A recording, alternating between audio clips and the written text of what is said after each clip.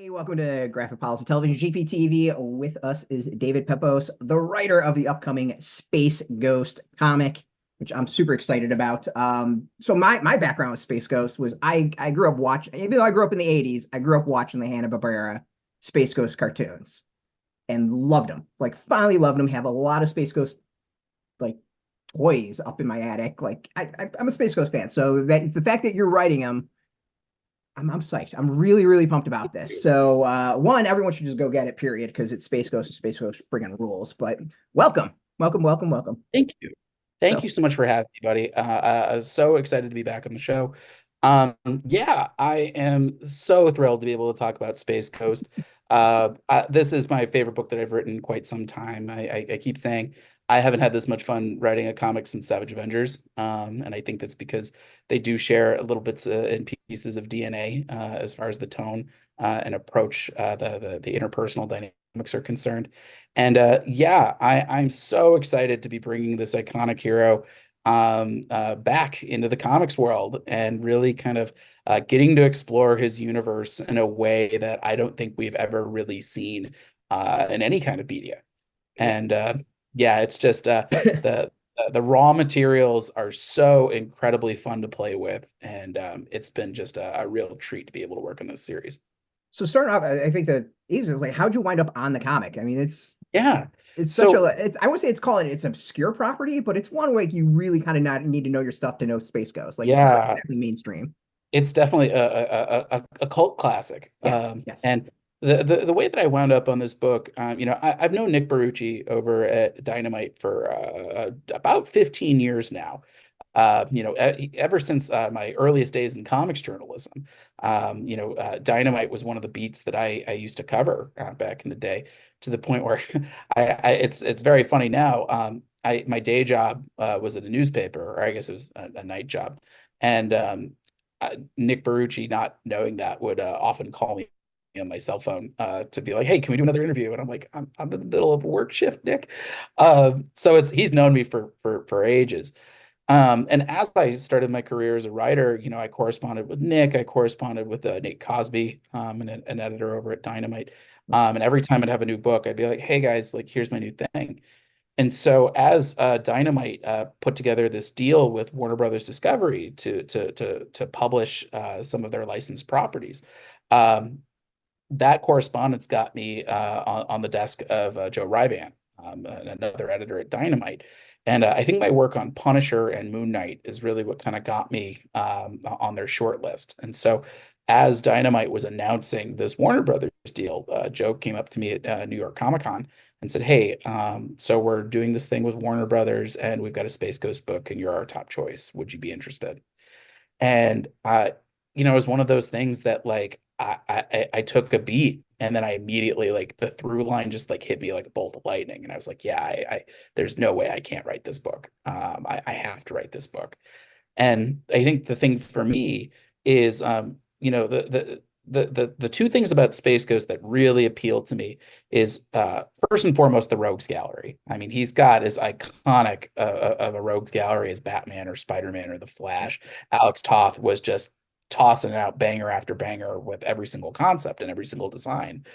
Um, so there's sort of a little bit of Batman the Long Halloween in this book's DNA, in the way that we're structuring it, putting Space Ghost through this gauntlet of enemies, one by one, and then and then also the thing that really though stood out to me, it's the emotional through line. Space Ghost, for those who aren't familiar or who only know him from Coast to Coast, it was, it came out the same year as Adam West's Batman, and you Yeah. can see a lot of shared DNA in terms of the tone and the audience that they were serving. And the thing that really stood out to me is, of course, you have Adam West and Burt Ward. They have Batman had a sidekick, but Space Ghost had three, and that really like that really like stood out to me, because that's not something, even in the comics, it's very rare for Batman to be, if he has to call in the whole family, that's one thing, but that's intergenerational. Yep. He's never, it's not like him with Tim Drake and Stephanie Brown and a third young person at the same time. And so that really stood out to me, is that like Space Ghost how did he get this kind of cohort of sidekicks in his orbit? And what do they bring to the table? Why are they there? Because ultimately on its face, you could say that's a wildly irresponsible thing if Space Ghost is out recruiting.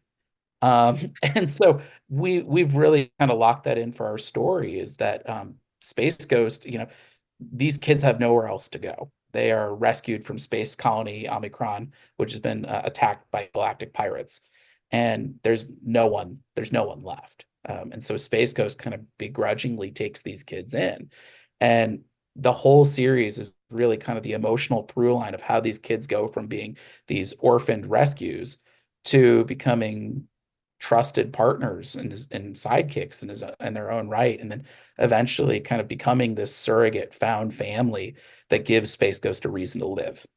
When I pitched this series, I gave Dynamite a 30-page document when I pitched. I was very in depth of what I wanted to do, and they've offered us a very generous runway to start. And I've told them that if you want more, I'm happy to do it. I'd write this for 100 issues if the market will sustain it. But the first page I wrote is this is the story of Space Ghost, and this is the story of how he found his humanity again. And Nice. so it's a really fun book to be writing. It's very much a study in contrasts. This is a more traditional superhero take on Space Ghost, and there are some serious moments in there, but there's also moments of levity and humor and heart and wonder. And so it's really in the same way that my Savage Avengers book, on the face of it, some people might have thought, oh, that's a very gritty team, but then you read it and it's kind of they all have like marshmallow hearts. It's very much a book that wears its heart in its sleeve, and I think Space Ghost is very much a similar thing. So it's a real treat to be writing this book. I couldn't be prouder of how it's coming together. So the thing with Space Ghost, I mean, it's been decades since I've watched it, but like I don't remember there being much of like a background and backstory. It was just him kind of Yes. flying through space with these three people, fighting villains, maybe saving stuff. Like it was like that was it. I really don't Yes. remember actually like an origin or really anything. Mhm. Yes. And So you like hit the nail right on the head. yeah, it was just like hey, it was it was more like the pulp old pulp thing where you Yeah. really cared about the background, you cared about the adventure, and like that was it. And you could just throw random things in there and just enjoy it. Like how much really is there? Like I have Yeah. never found much out there about his actual like history, background, all that. But then the other is how much leeway did you have to add to that? I had a lot of leeway. When I approached this project, I said the exact same thing that you just did, which is like, there's really no continuity. There's really no backstory. All these episodes, all the original Space Ghost and the revival in the 80s in Space Stars, those were all like 5, 6 minute episodes. You really did not have a lot of time to explain, well, what's Zorak's deal? He's there. You kind of see what he's got on his on the face of it, Yep, and Space Ghost has to kind of pull out his bag of tricks to stop him and maybe save one of the sidekicks. That's usually the formula of how yep. every episode went.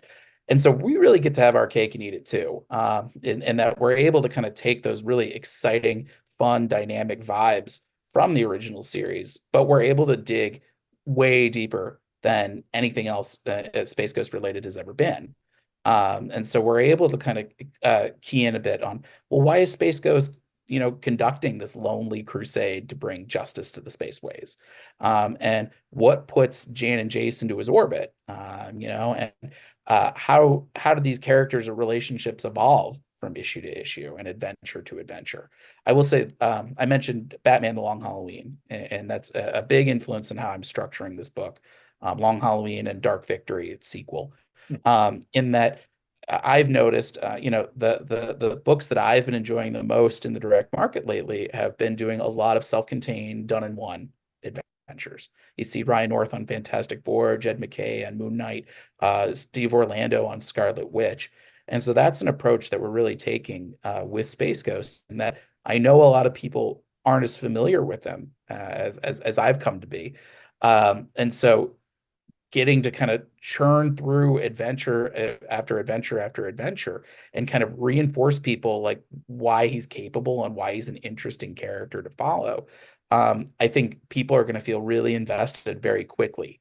And seeing Space Ghost's dynamic with Jan and Jace, um, that's going to change from issue to issue to issue to issue. There's going to be times where Space Ghost gets the spotlight. There's going to be times where Jan steps up. There's going to be times where Jace winds up kind of pulling a win. I've got a blip centric issue. I was about to say I want my blip issue. If all goes the way that I'm imagining it, it'll be my favorite issue of the run.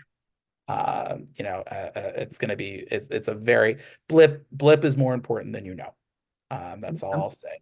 I want that issue that's like fairly silent, where the three of them captured and Blip has to go and rescue them, and just like a riff on the G.I. Joe silent interlude issue type thing, but Blip.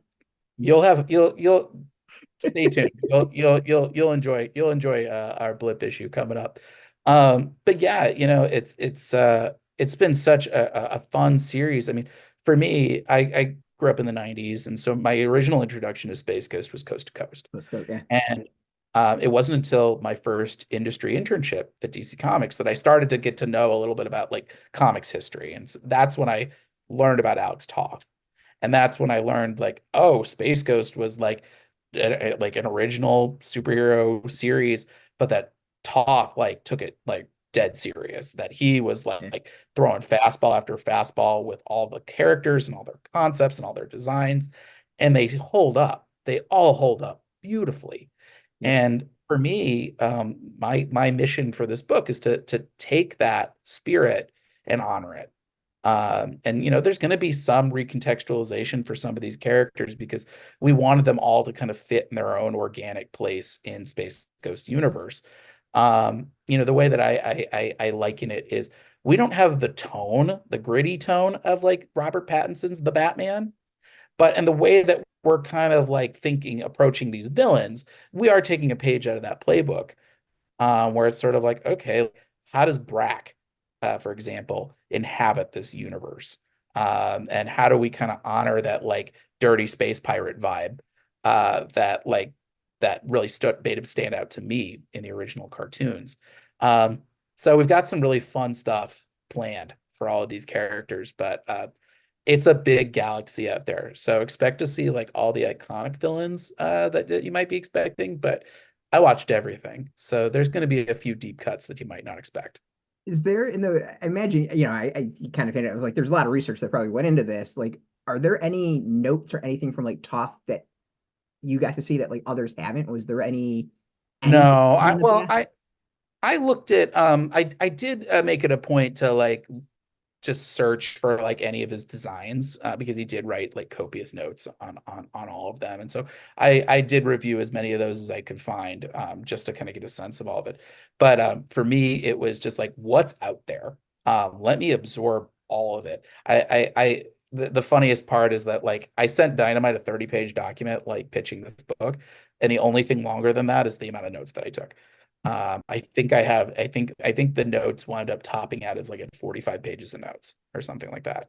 I watched every single episode. I took detailed notes on everything. I read, Like, what was notes for like Savage Avengers if you did that?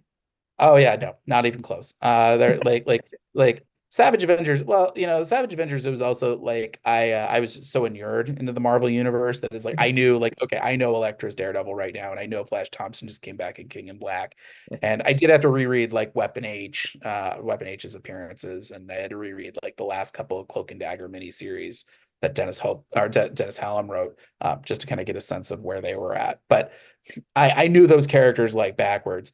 Whereas this, it was really kind of me rediscovering these characters and learning like, oh, there's a depth there that's like very different from even the ironic take of Coast to Coast, which that's no shade against them whatsoever. I'm so grateful to the Coast to Coast crew because they kept Space Ghost alive.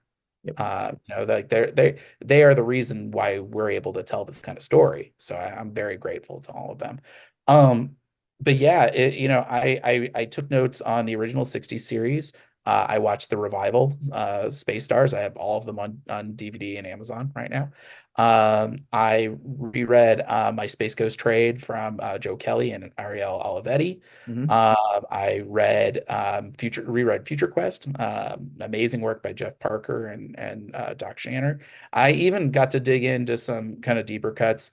There was a Gold Key one shot that I got to read. Mark Evanier and Steve Rude did a Comico one shot that was like fantastic. I don't even Uh, think I knew those existed.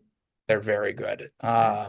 And yeah, everything I could get my hands on, even the Brave and the Bold short, where Space Ghost teams up with Batman. I got notes on all of it. I got a huge Google Doc. And it was a really fun kind of way. It was sort of continuity archaeology in a way. We figure out, okay, like what about these characters really stand out to me, and how can we kind of uh, lean into that, but also kind of tell this like kind of cool serialized story, that like they are all self-contained, but they all feed into one another. Okay. You'll see you know, I'm working on an issue right now where, without spoiling too much, like the next adventure kind of deals with the fallout of how this adventure goes, and sort of how to like our characters kind of get back up on their feet, after like kind of pulling out a pretty harrowing victory.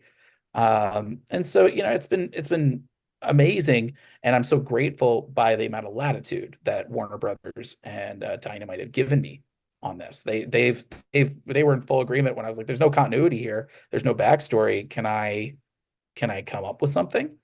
And they were really excited by like the thing that I pitched them. Okay. They were like, Cool. "Yeah, this."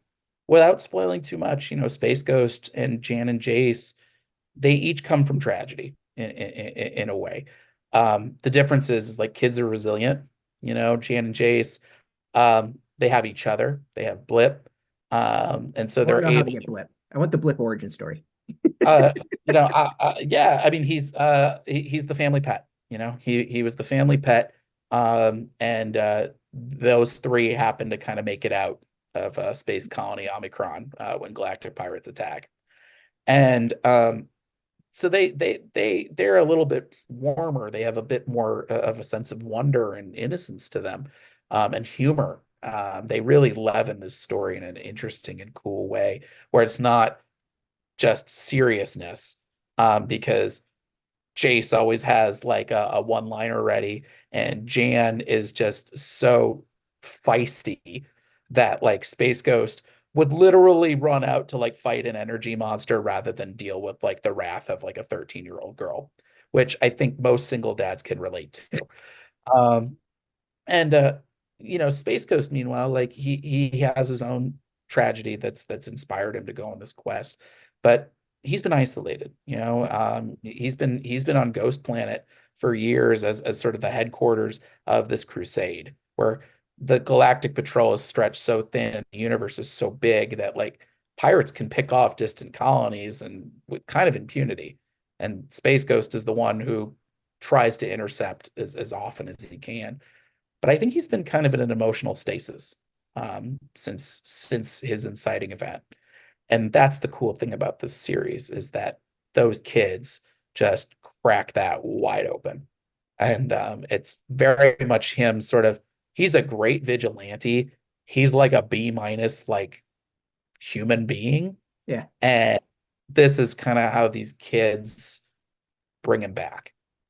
I always kind of got like the dynamic from the cartoons I always remember was like with Jace and Jan was more had this like Scooby-Doo Yeah, excitement about it. And then you'd be yeah. dealing with Space Ghost, who was just the serious Batman, straight man out of Mhm. everything.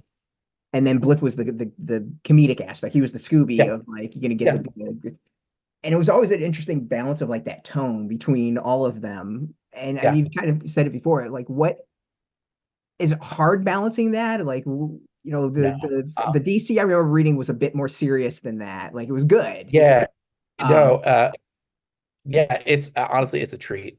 It really, I think, harkens back to my earliest books. Even Spencer and Locke, which could was is probably the grimmest thing I've ever written. Um, Well, actually, I don't know. The Devil That Wears My Face I was about to might say be Devil Wears My Face, and I think that the OZ is pretty is messed up fairly so grim. far. But Spencer and Locke, we were able to really cut that with like a sense of humor and a heartfelt streak. And we're able to do that with Space Ghost in a really cool way where like, yeah, Space Ghost himself can be a little bit of a serious figure, can sometimes be a little grouchy, Mhm. because again, he has his own life going on and like it was not built for kids. Um, but that's the amazing like character friction is that like when these kids show up on Ghost Planet, um they're like, whoa, what is this, like what is this place, uh and it it's Space Ghost is kind of like, oh man, like what did I get myself into. It's yeah, as far as the tone is concerned, because I feel like there have been people who have asked at the beginning, like, oh, is this going to be like the gritty, grim, dark version of like Space Ghost? And no. This is, and I say this with all the affection and accolades that the movie deserves. This is not Robert Pattinson's The Batman version of Space Ghost. I would say that like tonally, we're somewhere in between Batman Long Halloween and Batman Dark Victory, and Batman the Animated Series. Like that's we're trying to sort of, it's a serious take on Space Ghost, but it's not going to be a dour one or an oppressive one. It's just one that's going to hopefully treat the character with the respect that he deserves, but also give Jan and Jace like plenty of oxygen to be able to like be themselves. And like I said, the whole arc of this series, without spoiling too much, is like, how does Space Ghost go from being this like lone to like crusader of the cosmos to maybe reclaiming a little bit of that humanity? And I think that's it's a fun through line. So I mean, this is coming up on what, 60 years old? It would debut, I Yeah. think, what, 66 Yep. when it came out. Yep. How does it feel to take a property that really has like no world? Like it was just really just a series of adventures and build a world out of it. Like it's been 6 decades and no one's really done that yet. Like you get the Yeah. opportunity. It's really fun, but also, for me, I think it was the only way that I could make the series make sense to Yeah. me. For as I before I even started plotting anything, my first thought was, how do I contextualize Space Ghost and his world and his villains in a way that like you could explain this to like a civilian, you know? And so, for example, like I thought a lot, one of the trickiest things about wrapping my head around this project was that Space Ghost, he almost has no limits in the cartoons. He's got the power bands and the Invisobelt, and there was every time you thought you kind of locked down his power set, then he'd like throw in like another power set. And the comics, especially, like Mark Evanier and Steve Rude, like at one point have him like doing like a telepathic thing. There was just like a lot going on. And so for me, the first thing I thought of was like, okay, how do we kind of give him some limitations and sort of some specificity of how do his powers work? How do the power bands work? For example, one of them manipulates temperature and ambient light. And meanwhile, the other one manipulates atmospheric pressure, and so that kind of explains all the hard light beams, the fire, the ice, and the force fields. And meanwhile, his Invisobelt, or as I believe we have it, his what was it? His radiograph harness, as is the way that he calls it right now. The invisibility is he's able to refract the visible wavelength of the electromagnetic spectrum, but it also he can manipulate gravity fields, and that allows him to fly and gives him the super strength. And so very quickly, it's sort of like he's Batman by way of Superman, but also a little bit of Iron Man, and also a little bit of like, I mean, you could say Batman or a little bit of Punisher even. Just not to the point where he's like shooting at mobsters, but just that Yeah. he's got kind of this tragedy that's hit him and that's put him on this crusade. Um, and yeah, it's like being able to do that. It's like, oh, okay, I get how Space Ghost now can operate, and now I can sort of figure out how do I choreograph his the action of all of it. And also just like you can put him into some dire straits because if he's relying on this technology, he's still a human being. And so sometimes he's going to have to kind of use his wits and his tenacity to win in the event that his technology is unavailable or fails, which is something that popped up occasionally in the original Once series. more, yeah. Um, but yeah, being able to kind of explore this world, it's so fun and so interesting. And I think for me, I know it's reductive to refer to Batman, but it's sort of Batman has one city. Gotham is a hellhole that's just riddled with corruption and crime. But for me, it was all about the sense of scale. Like once you sort of have a big enough universe with enough inhabited worlds, eventually everything goes to entropy. Everything goes to chaos because it doesn't matter who like the central authority figure is. There's never going to be enough resources. There's never going to be enough time. And I think that's like a really cool way of being able to introduce all of Space Ghost's various villains in a way that feels organic and doesn't feel like contrived. It's a big universe out there. This happens to be the villain that Space Ghost has found. But yeah, it's been very fun being able to kind of recontextualize these characters. In particular, I can say like so far, well, I won't spoil anything. No spoilers. I'm going in excited on this one. I don't want All I'll spoilers. say is the first issue's villains.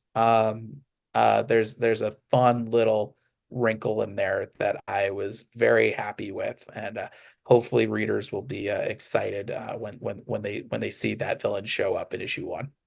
Do we get at least an explanation of how he's able to travel these distances in space at all? Because that's the thing Oh, that well, caught me on he's got the the fan show. cruiser. No, I And know, but like never really explain how they could go like from planet to planet in like no time and this yeah. distance and they don't age and like Yeah, I assume this is a faster than light society, only to make all of this work. But yeah, the Phantom Cruiser certainly will play a big role in all of this. But yeah, I will say, it's a good point that you bring up, and I will say that so far there hasn't been a lot of like planet to planet travel in the scripts I've written yet. In that like usually it's Space Ghost is on this planet, let's roll. But that may change a little as we roll out in later issues to come for sure. so like having being able to play in this sandbox and come up with like so much stuff. What has been your favorite moment so far? Like what has really stood out to you being like, I can't believe I get to do this, if you can say. Boy, there no there are a few good ones. Jonathan Loud just turned in he just turned in his inks for issue two literally last night. He's moving like a machine. It's like all I can do to stay ahead of him. But there's a beat in issue two that I wrote it and I was like, oh, that's cool. Like, it's a fun little beat. And then the way that Jonathan drew it, I was like, whoa, this thing hits like a truck. Like really beautiful, like, powerful moment. Um, Also the kids. I feel like all of my favorite moments to date are all about the kids. A personal thing about me is my younger siblings are triplets. So having writing multiples is something that's very kind of like close to my heart. And what's so interesting to me is my own family. My siblings were born each a minute apart, and yet that has dictated the hierarchy of that unit for like almost 30 years. They like the oldest of the three, he acts like he's the oldest of the three, even though it's only by 2 minutes. And meanwhile, my baby sister, everybody fawns on her as the baby sister. Even though it's just 2 minutes behind. And my middle brother, he's like the textbook definition of like middle child syndrome. And so uh, that was a way that I approached these kids is like for me, like Jan's the oldest by a minute, and you can tell because she's the responsible one. She's a crack shot with a blaster. She and Jan and Jace, honestly, a big influence beyond Babs Gordon and Dick Grayson. It was Lex and Tim from Jurassic Park.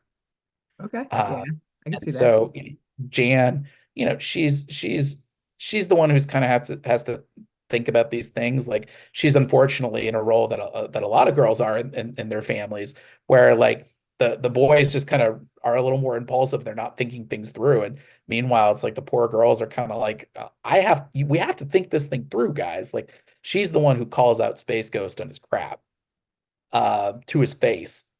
And he's kind of like, oh man, like how do I deal with this? This feisty 13-year-old who's like telling me that I need groceries. That I need new rations in my base, that they've all gone stale. Um, and meanwhile, Jace is like, he's a little bit more of the impulsive one. Like I had written kind of in his character bio that like I imagine that he probably has some degree of like dyslexia or the equivalent. He was never really a natural at school, but he's a natural with anything that he can use his hands on. And so like engineering is something that he's very good at. He's a natural born pilot. Like he's very good at the tactile and the theory of it all. But he's also, he's the funny one. He's the one who will like kind of leap into things a little impulsively. I always say his emotional maturity is probably closer to Blip than it is to Jan. He's the kid brother. And so having those two together, they are fun just as a unit. And then watching Space Ghost having to deal with this, and eventually kind of, the harshness or the grouchiness starts to kind of erode as they all kind of get a little bit more connected. Yeah, it's fun. Like watching just Jonathan draw like the kids hanging out, the twins hanging out at Ghost Planet. There's a panel of that I'm just like, I'd frame that thing on my wall. I feel like if you don't fall in love with those kids by like issue 2, your heart is made of sterner stuff than mine. It's really so I think those have been like the really fun moments, but also I'm rounding the bases at the end of what I guess I would consider our first arc. And there's some I'm working on some big moments right now.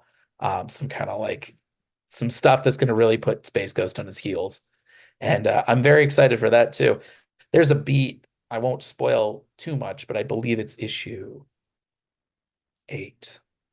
Issue 8, I'm very excited to write. And it's going to be a while before I get there. A little while. Jonathan's keeping me on my toes. But yeah, there's a thing in issue 8 where I'm like, oh, I can't wait to write this. Like, it's nice to have like a long runway like this. I think by the time that this series, I don't know how long we'll go, but so far I've been given a very generous runway, and I can tell you that like barring any sort of catastrophe, knock on wood, this should be my longest run on a comic to date. That is the plan. Yeah, so I'm very excited. It offers me a lot of opportunities to tell just a variety of cool stories. You're getting me more and more excited. I was already pumped for it just because it's Space Ghost, but like you fully got that. I was gonna buy it anyways, but you got like the full pitch in. Thank I'm you. all in on that. So I had you for a little while. You just wrapped up the run on Punisher. Like anything else you'd like to pitch and throw out there for Sure. people? Yeah, so Punisher #4 just came out. It wraps up Joe Garrison's introduction to the Marvel Universe from me and Dave Wachter, so definitely pick that up. The trade paperback for Moon Knight City of the Dead also just came out this week. That has Mark Spector teaming up with Layla Al Fawly as the all-new Scarlet Scarab as they descend into the Egyptian underworld to rescue the soul of a young runaway for the City of the Dead. And then last but not least, my horror series, The Devil That Wears My Face, issue 5 comes out next week on March 6th. Our penultimate issue. Father Vieri, for those who haven't read it, it's Face Off meets The Exorcist. Yep. Father Vieri is a Vatican exorcist who has been tasked with conducting an exorcism on the son of a Spanish nobleman. And unfortunately, the ritual backfired. And so Vieri is caught in this nobleman's body. And meanwhile, the demon known as Legion has taken over Vieri's body and heads back to the Vatican to wreak havoc. And we will say that Vieri tried to get his body back.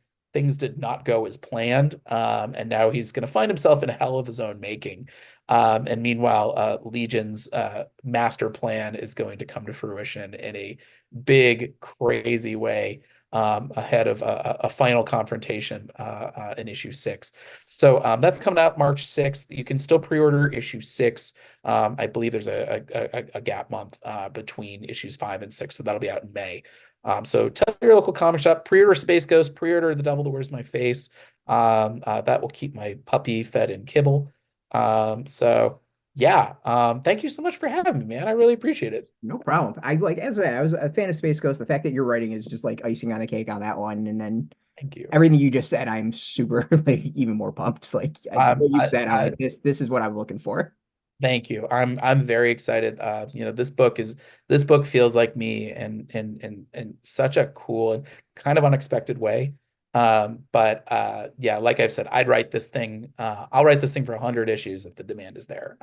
These characters are so filled with potential, and there are so many villains to explore that yeah, man. I'm so excited for readers to see what we've got planned. Nice. All right. Looking forward to it. I'm sure we'll have you back after the first issue drops. Please. All right.